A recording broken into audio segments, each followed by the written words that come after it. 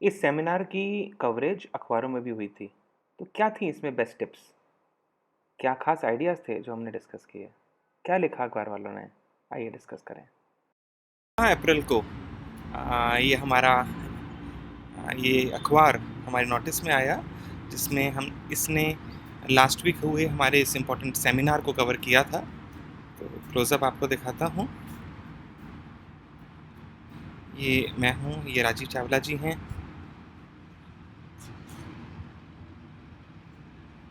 और यहाँ पर जो एक इम्पॉर्टेंट प्रोजेक्ट है हमारा वर्ल्ड बैंक के साथ, मिनिस्ट्री ऑफ एमएसएमई के साथ, जो हमारे डिफरेंट प्रोजेक्ट चल रहे होते हैं, उसमें ये एक कैपेसिटी बिल्डिंग सेमिनार था, जिसमें ऑलमोस्ट 100 के आसपास accounts department, director accounts, CFOs, accounts managers, entrepreneurs ने ज्वाइन किया था। और इन सब लोगों ने को हमने डिस्कस किया कि DSCR रेशो का क्या महत्व है, debt equity ratio, current ratio, किस तरह से आपको 31 मार्च के लिए देखनी चाहिए, किस तरह आपको आगे आने वाले साल जो हमारा 22-23 है, इसको और अच्छा और सुदृढ़ बनाने के लिए आपको क्या करना चाहिए। एक स्ट्रॉन्ग कंपनी को स्ट्रॉन्ग रखने के लिए कंप्लायंस की क्या जिम्मेदारियां हैं, एज ए एंटरप्रेन्योर आपको क्या चीज़ों का ध्यान रखना चाहिए। तो आज मैं आपको उसके बारे में कुछ टिप्स बताऊंगा इस वीडियो के अंदर कि क्या क्या खास चीज़ें थी जो हमने उस दिन डिस्कस करी। फ्रेंड्स, अब इस स्क्रीन के ऊपर मैं क्विकली आपको दिखाता हूँ कि हमने इस इम्पॉर्टेंट सेमिनार में क्या क्या चीज़ें डिस्कस करी, किस तरह जो कंपनी के फाउंडर्स हैं उनको कुछ बेसिक नॉलेज होनी चाहिए करंट रेशो की, डेट इक्विटी रेशो की, DSCR रेशो की। हमने इन चीज़ों को डिस्कस किया। आगे आने वाले सेमिनार्स को आप मिस मत करिएगा।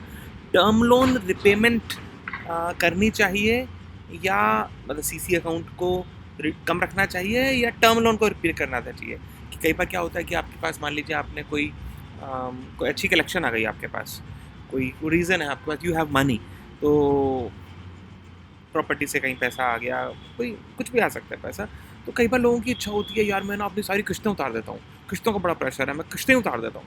तो क्या टर्म लोन्स को रिपेमेंट करना अच्छी बात है या उसकी जगह CC लिमिट को लेसर यूटिलाइजेशन पर कर देना? मान लो 5 करोड़ की CC है, उसका 1 करोड़ खाली क्यों ना छोड़ दो, वो उस 1 करोड़ के पैसे से 1 करोड़ से किस्तें या लोन मत रीपे करो।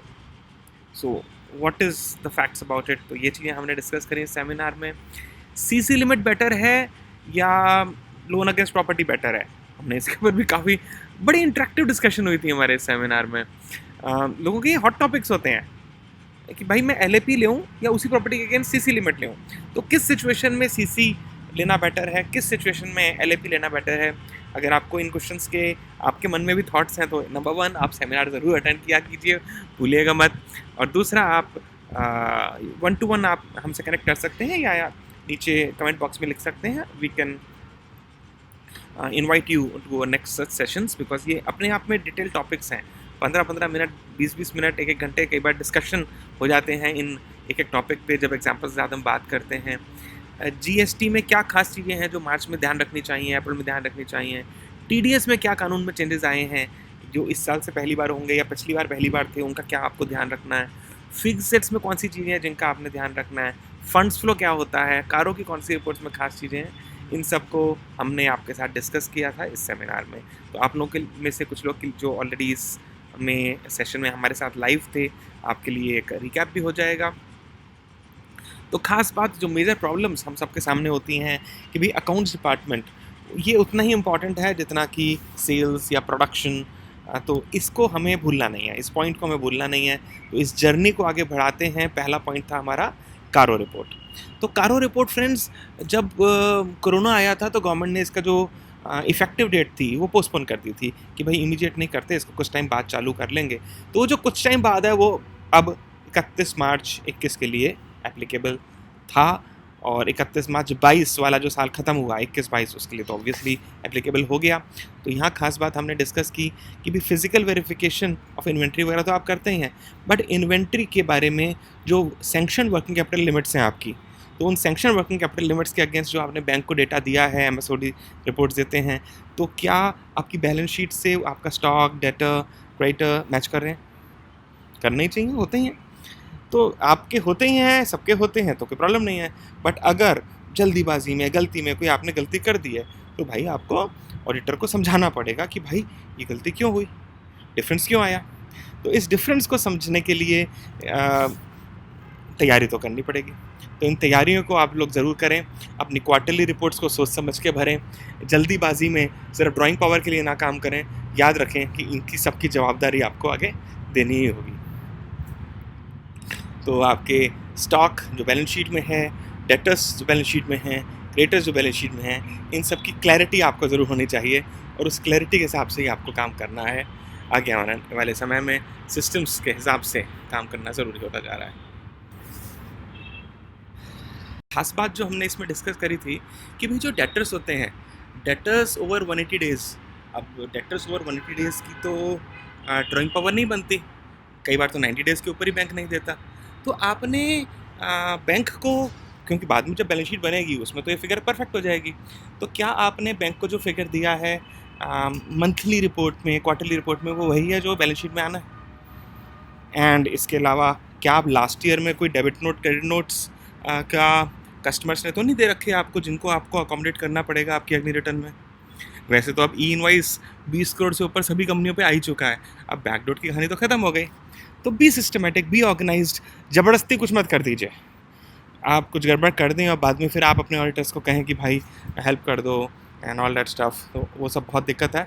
सिस्टमेटिकली काम करना ज़रूरी है और है। सो आपको ध्यान रखना पड़ेगा कि डेटर्स का हिसाब किताब, आपके क्रेडिटर्स का हिसाब किताब, आपके स्टॉक का हिसाब किताब, आपका 80JJ का हिसाब किताब, कि जो भी फाइनेंशियल नंबर्स आप बैंक को दे रहे हो they should match with the final number. ये तो पहले भी था, बट पहले था बिटवीन बैंक एंड यू, अब तो भाई स्टैट्यूटरी ऑडिटर आ गया और अब कारो रिपोर्ट भी आ गई और अब ROC भी आ गया। तो ये सब भी अब देखेंगे कि आप क्या कर रहे हो। ये एक और इम्पॉर्टेंट वीडियो है हमारा, इसको आप गूगल पे सेपरेटली सर्च कर सकते हैं। इसको physical verification of stock in a factory keyword अगर डालेंगे आप देखेंगे कि 13-14 हज़ार हिट्स इस वीडियो पे हो चुके हैं। One of my favourite videos. देखिए 470 लोग तो इसे लाइक कर चुके हैं, 470 लोग, एंड इट्स अमेजिंग वीडियो। और इसके बारे में हमने काफ़ी डिस्कशन करी कि इसके अंदर क्या खास टिप्स हैं जिस वजह से ये दिल से कही हुई बात है कि भाई किस तरह से आपको कंपनी में स्टॉक वेरिफिकेशन करना चाहिए। क्योंकि 31 मार्च के आसपास काफ़ी लोग कर रहे होते हैं, हर मंथ कर रहे होते हैं, हर क्वार्टर कर रहे होते हैं। तो यहाँ पे बताना चाहा है कि भाई हर क्वार्टर या ईयर नहीं, इसे तो रोज़ ही करना चाहिए। कुछ एग्जांपल्स हमने इस मीटिंग में किए और हमने डिस्कस किया कि भाई फिज़िकल वेरिफिकेशन ऑफ स्टॉक कितना ज़्यादा ज़रूरी है। और एक तंबोला मेथड आप स्क्रीन पे देख रहे हैं, तंबोला, तो तंबोला जिसको हाउसी गेम कहते हैं, कि किस तरह तंबोला की इन गीटियों की मदद से फिज़िकल वेरिफिकेशन ऑफ स्टॉक एक बहुत ही रैंडम, सिस्टमेटिक, रैंडम सैम्पलिंग वाला हो जाता है। And stores is always mentally ready कि हाँ भाई मेरा कभी भी ऑडिट हो सकता है, and they get use to having their stock correct. So अगर स्टॉक करेक्ट होगा तो आपकी कारो कंप्लायंस भी ठीक होगी, आपकी बैंक कंप्लायंस भी ठीक होगी, आपकी परचेजिंग ठीक होगी, आपकी प्रोडक्शन के लिए शॉर्टेज नहीं आएगी, आपका एक्सेस स्टॉक नहीं होगा, आपकी प्लानिंग बेटर होगी, आपकी बाइंग बेटर होगी, हर चीज़ बेटर होगी। तो ये tambola system of stock taking के ऊपर मेरा एक और वीडियो में मैंने कुछ वीडियोस में, इस वीडियो में भी बता रखा है, जो वीडियो अभी आपको ऊपर दिखाया, और आगे भी हम डिस्कशन करते रहेंगे। आप में से किसी को ये अच्छा लगे ज़रूर बताइएगा। जिन लोगों ने सेमिनार अटेंड किया है वो तो इसको समझते ही हैं कि फॉर एग्जांपल यहाँ पे, जैसे एग्जांपल मैंने यहाँ दिखाया भी कि अगर डिजिट 6 डिजिट निकला या 66 निकला, 62 निकला, व्हाटएवर, तो वो उससे एंड होने वाले नंबर्स का आज आओ फिजिकल वेरिफिकेशन कर लें। छोटी सी टिप है, आप समझ गए होंगे। रैंडम कि भाई 6 नंबर यहाँ आया तो 25,000 इसके पीस हैं क्या, ज़रा स्टैंडिंग दिखा दो मेरे को। या यहाँ पे मान लो 54 आया तो 54 is chamfered something something in a tube, तो इसके 1028 पीसेस हैं, आओ गिने। अगर ये निकले तो बल्ले बल्ले, नहीं निकले तो क्यों नहीं निकले? कम बनाए थे क्या, ज़्यादा ऐसे डाल दिए? ज़्यादा बनाए थे तो कम क्यों डाले? शिपमेंट नहीं गई तो किस तरह लंच के बाद वॉक करते हुए आप लोग फिजिकल वेरिफिकेशन इस तरह अपने गोडाउन में आके कर सकते हैं। किस तरह हर शेल्फ को आप बारकोड कर सकते हैं, किस तरह हर माल को, हर वुडन पैलेट को बारकोड कर सकते हैं, और वो मैच नहीं करनी चाहिए। चाहे फिजिकल वेरिफिकेशन आउटसोर्स टीम से कराओ, चाहे अपनी क्रॉस फंक्शनल टीम से कराओ, कि भाई लेट्स से सेल्स वाले स्टॉक वेरिफिकेशन करने के लिए महीने में 5 दिन देंगे हमें 1-1 घंटा। उस 1-1 घंटे में हम बहुत कुछ निकाल लेंगे, पर मज़ा भी आता है लोगों को क्रॉस फंक्शनल एक दूसरे को ऑडिट करने में। इन सब चीज़ों को DSCR, करंट रेशो को हमने कई एग्जांपल्स के तरह से इस सेमिनार में डिस्कस किया था कि मैथमेटिकली 2 कंपनियां जिनका टर्नओवर सेम है, बिजनेस भी सिमिलर है, एक में प्रॉफिट ज़्यादा है, एक में कम है, तो किसको लोन देता है आदमी? प्रॉफिट ज़्यादा वाले को।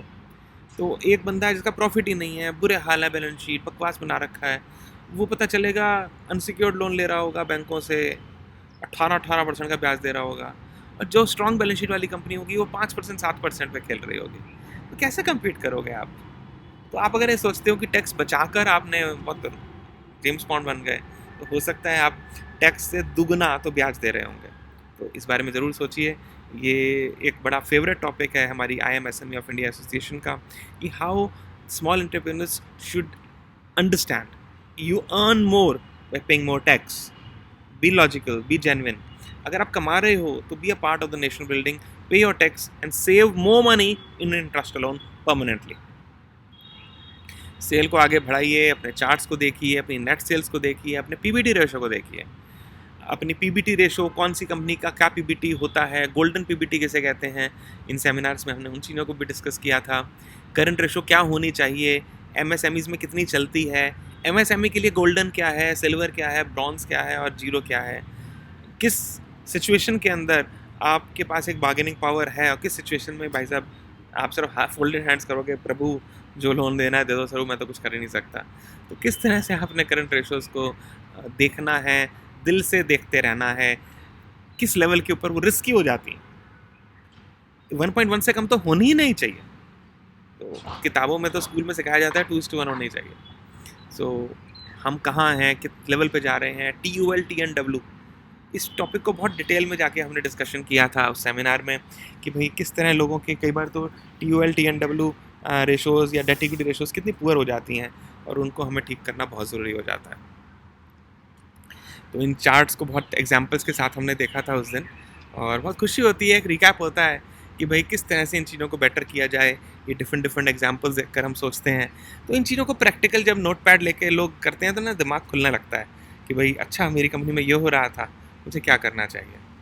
सो फ्रेंड्स, इन क्वेश्चंस को अपने अपने ऊपर एक्सपेरिमेंट कीजिए। आप देखिए कि आप कहाँ हैं, क्या होना चाहिए, आप क्या ठीक कर रहे हैं, क्या गलत कर रहे हैं, क्या मंथली रिकन्सिलेशन कर रहे हैं आप लोग ITC का। अगर नहीं कर रहे हैं तो आप नुकसान में हैं। ITC का रिको ज़रूर करिए। पहले गवर्नमेंट का 20% वेरिएशन अलाउड था, फिर 10 पे आया, 5 पे आया, अब 0 है। अगर वेंडर ने ITC की रिटर्न प्रॉपर्ली नहीं भरी, टाइम पे नहीं भरी, कोई भी गलती हो गई तो नुकसान आपका भी होने वाला है। बट नुकसान हो तो गया, अब आप जानोगे कैसे कि किस वेंडर ने नुकसान कर दिया, किस वेंडर को आप कैसे बात करोगे, समझाओगे, वो बहुत ज़रूरी है। तो ITC 04 रिटर्न, इसकी लास्ट डेट भी इनफैक्ट आने वाली है। अगर आप नहीं भरते हैं कृपया भरिए। इसके साथ कोई टैक्स एप्लीकेबल नहीं है। गवर्नमेंट अभी कोई बहुत मेजर एक्शन नहीं ले रही है ITC 04 पे, बट भैया कंप्लायंसेस करते रहिए। ये इसका चार्ट है गवर्नमेंट की वेबसाइट पे, जैसे आपको इसको भरना चाहिए उसकी पूरी इन्फॉर्मेशन पोर्टल्स पे होती है डिटेल्ड, के इसके और अदर वीडियोस हैं हमारे, आप स्टडी कर सकते हैं। ITC 04 को टाइम पे भरने की हमेशा कोशिश करें। 25 अप्रैल इसकी ड्यू डेट है ईयरली के केस में, और अगर हाफ ईयरली होता है तो 25 अप्रैल और 25 अक्टूबर, ये 2 डेट्स होती हैं। तो इनको आप टाइम पे ज़रूर भरें। हमने कई और चीज़ों को डिस्कस किया, GST रिटर्न्स के बारे में, डेटा एंट्री के बारे में, ऑडिट्स के बारे में, बहुत सारे टॉपिक्स। तो इट्स अ गुड रिकैप कि हम क्या क्या कर पाए, और जो लोग नहीं हमारे सेमिनार को अटेंड किए तो उनको भी सजेशन है कि भाई आप लोग ध्यान रखें अपने, जब ये अपॉर्चुनिटीज़ मिलती हैं लर्निंग की तो उन अपॉर्चुनिटीज़ को मिस मत करिए। किस तरह से चीज़ें बेटर होती हैं और किस तरह से छोटी छोटी गलतियों से इट्स लाइक आप अपने पैसे को आग लगा रहे हैं। तो ये सारे जो थॉट्स होते हैं, जो बेस्ट इंडस्ट्री के एक्सपीरियंसेस होते हैं, उन्हीं को हम लोग यहाँ शेयर करते हैं। और एक और बड़ी इंटरेस्टिंग चीज़ थी जिस पे काफ़ी देर उस दिन डिस्कशन हुई थी कि भी रियल एस्टेट को कैसे ख़रीदना चाहिए और कैसे नहीं ख़रीदना चाहिए। कई बार कंपनीज का तो बैड लक तब शुरू हो जाता है जब वो अननेसेसरी रियल एस्टेट खरीद लेते हैं बैंक फंड से, कि भाई उतने की कैपेसिटी होती नहीं है और रियल एस्टेट इन्वेस्टमेंट इतनी ज़्यादा हो जाती है कि वो बैंड बजा देती है। तो अच्छा रहा इन सब टॉपिक्स को डिस्कस करना, समझना, और इनके चारों तरफ एक जो स्टोरी लाइन क्रिएट हुई, तो सभी एंटरप्रेन्योर्स, जो कंपनीज के directors, first generation entrepreneurs, second generation entrepreneurs जो आए हुए थे, they had a lot of discussion on these things. ऐसी एक टिप थी कि वेंडर से को डेबिट नोट दे के उसके क्रेडिट नोट की इंतज़ार करनी चाहिए या उसका इनवॉइस ही बना देना चाहिए। ये भी एक बहुत बड़ा अच्छा आइडिया था। You can make debit notes. That's one option. And you can make a purchase return invoice. You can make a service invoice for segregation charges, rework charges, penalty. तो ताकि आपको वेंडर से रिक्वेस्ट ना करनी पड़े उसके credit note की। सो ये भी एक अच्छे ऑप्शंस हैं। तो TDS रिटर्न्स के बारे में, 194Q की क्रॉस चेकिंग के बारे में, TCS की क्रॉस चेकिंग के बारे में, फंड्स फ्लो के बारे में, फिक्सेड्स के बारे में, तो इन सब चीज़ों को हमने बड़ा अच्छे से डिस्कस किया था। और करेक्टिव एक्शन, प्रिवेंटिव एक्शन क्या होने चाहिए, किस तरह से आपको हर साल रेगुलरली टच में रहना चाहिए, तो इन सब चीज़ों को हमने डिस्कस किया। It was a happy time for the organisers, for we as the speakers and the audience. God bless you. Thank you.